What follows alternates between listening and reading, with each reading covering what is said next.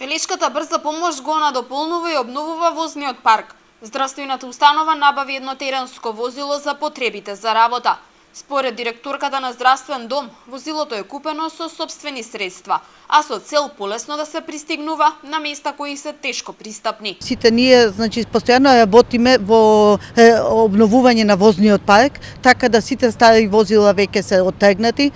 Овие денови чекаме да ни, купивме со собствени средства едно патничко возило типот на Лада Нива. Многу ќе ни користи во достапноста да дојдеме до таму каде што со обично санитетско возило не се стигнува.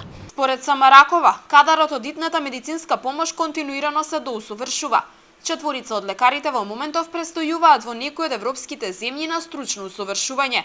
И покрај намалениот персонал во одредени моменти, сепак, според директорката, присутните тимови секогаш успеваат да одговорат на работните задачи и потребите на пациентите. Некогаш сега располагаме и со 3 екипи со оглед на тоа дека Министерството за здравство спроведува едукација во странство, во Бугарија, Турција, Словенија, така да ни се едуцирани екипите, располагаме со 2 екипи, меѓутоа во рамките на можното ние стигнуваме и никогаш вработените не злоупотребиле ни една ситуација. Секогаш со сите своји ресурси дошле до оному каде што требало итна медицинска помош, била пружена итната медицинска помош, биле пациентите однесени таму каде што требало во секоја институција согласно тоа каде требало да се збрине пациентот. Покрај во Велес, медицинскиот персонал на итната помош работи и на територијата на општините Чашка и Градско.